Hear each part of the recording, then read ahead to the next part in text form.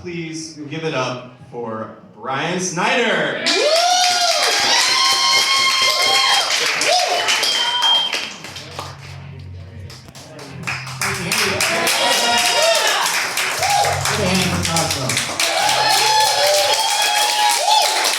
Cosmo, thank you so much for putting on this showcase for comics with disabilities. Deeply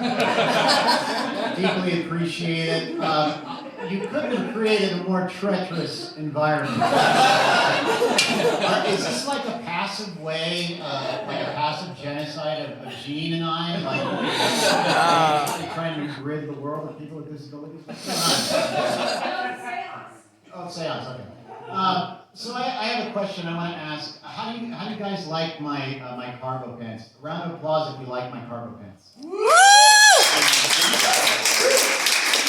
Cosmo made a big bit about how shitty my cargo pants were. See, the audience likes it, Cosmo. That was half the applause, just so you know. Thank you. So my wife's not here because she's sick. Of me. And, Great job! all right, thank you. So my wife needs to have oral surgery, and we had to go in for the consultation with the surgeon, right? And so we're in there, and she's in there, the surgeon's in there, and I'm in there. Now, I'm going to tell you what happened in that room. Remember, I cannot see. I can only hear what's going on. So here's the following conversation. The surgeon says, I'm going to put this in your mouth. I'm going to push in hard. Then I'm going to pull it out. And then I heard her, I think she licked her lips. And then she, is that you coloring? And then she said, do I need to do anything? Then he said, no, I just want to let you know I'm going to push in hard. So don't back down. Now, you may think that the oral surgeon was Gary Busey. He wasn't. But that's how I perceived it. And I had mixed feelings about that because my first thought I was jealousy. I was a little bit jealous. And then I became aroused. So I want to put that up in the forefront of this set, and that's the kind of guy I am. So let's get down to it. So my wife and son and I, we buy mobile devices and we ghost each other to use them. And I think that makes us great Americans, don't you? Yeah, I think we should be on a 4th of July float behind the disabled veterans on couches with other family members with mobile devices ignoring each other. Yes. I think that makes us patriots, doesn't it? I mean, isn't consumerism the ambient that leads to the American dream? I think so. Of course. And, you know, Elon Musk, ruling elite, you're welcome. The Snyders are happy to be of service. But occasionally, we put down our mobile devices to be present with each other. And like the other day, we took a walk, my wife and my 7-year-old son and I, and we're walking in the woods, right? And my son asked my wife, are there bears out here that will eat me? And my wife says, yes, but I will protect you. He then asked, will you protect Brian? And she says, yes, I'll try to protect you both. But if I had to choose to protect you or Brian, I would choose you. And then he asked the logical question, why? And then she responds with this, you were in my belly for 9 months. You smell like me. We have a mutual scent. It is my natural instinct to protect you over Brian. And he was fine with that Nazi eugenics response. And this is why And this is why we do not have health care for all. Because some people's lives are more valuable than others. At least to my son and my wife. And so they goose-stepped up the trail ahead of me. And they're walking away at it. And, you know,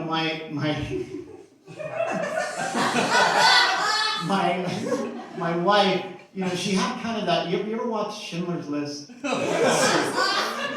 You know the scene where the Nazi commandant of the concentration camp, he has that compassionate moment where he's looking at himself in the mirror and he goes, I pardon you. I pardon you. She had an I pardon you moment. She said to my son, why don't we stop and wait for Brian? And my son said, why don't we just keep him in our minds? So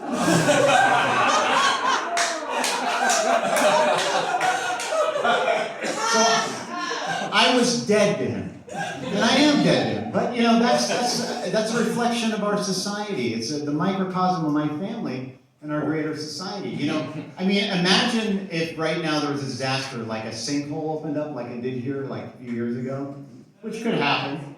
And, you know, I'm sure that all of you would leave immediately and it would just be Gene and I here. And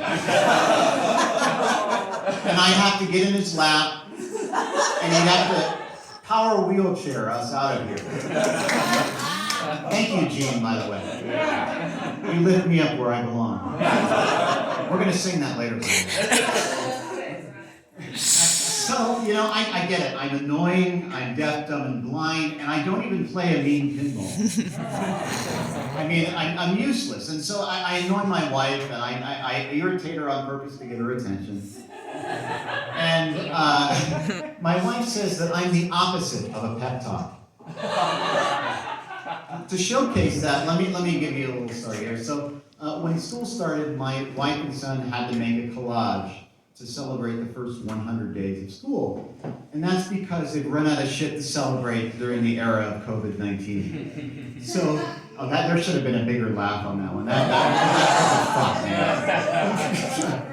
man. Is COVID too soon? Too soon, folks? So they're making this collage, right? And my son takes a seashell and he starts to paste it on the collage. And my wife very tenderly says, if you put your ear up to the seashell, you can hear the seashore. And my son got all excited and he put his ear up to it. And then I just said, that's just the room tone echoing in your ear, man. Come on. And my wife said, way to stomp on the magic, Brian. So I did it. I deserve to be blind bear bait for that. I get it. But I try to make it up. You know, for example, in the wealth distribution within our relationship, we have a 90%, 10% split. She gets 90% of everything. I get 10%. She gets 90% of the bedroom for all her Amazon products. And she gets 90% of the bed to woman spread. And I get 10% to fall out every night and knock my head on the fucking nightstand and get TBI, another disability, by the way. And then she gets 90% of the bathroom and 90% of the counter space for all her makeup and her creams and her arsenal of dildos and vibrators. And I get 10% to look at my emotionally severed and emasculated cock and contrast and compare, you know.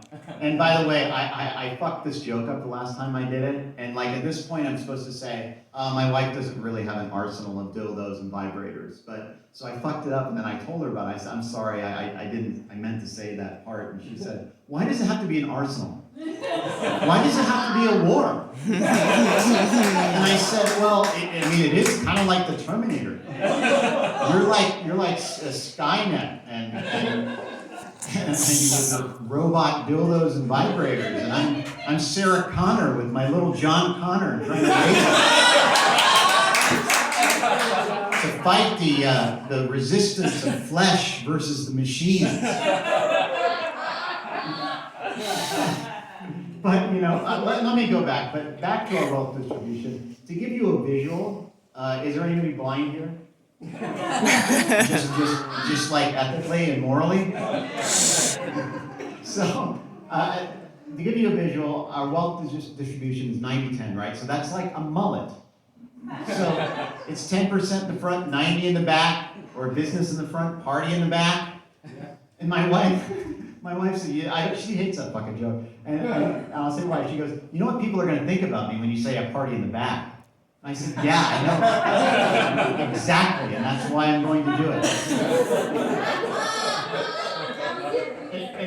Anal sex, right? Thank you for clarifying. So I go too far sometimes. Like a couple weeks ago, I said to her, there needs to be more cock worship in our marriage.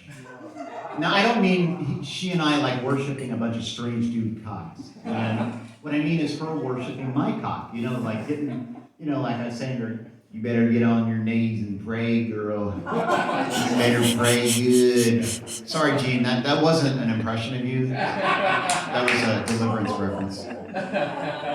So, but the problem is I said that right when the announcement of overturning Roe versus Wade. So bad timing. But I'm deaf, dumb, and blind. What can I say? So every time we go to bed now, what she does is she builds a comforter wall between us, and then she makes me pay for it. She gets very fascisty when she's angry with me. But the other morning, my son and I were having breakfast, and my wife leans over to my son and starts sniffing him like she does. You stink. You need to change your clothes and get cleaned up. And he got up and I said, hey, buddy, what do you smell like? And very proudly he says, I smell like Mom. Yeah! And he stomps away. And when he's out of earshot, my wife goes, that little fucking asshole. And I said to her, I'm glad that happened to you. How do you like your mutual sense now? All right, I'm Brian Maxfield Snyder. Thank you, Cosmo, for having me. Appreciate it.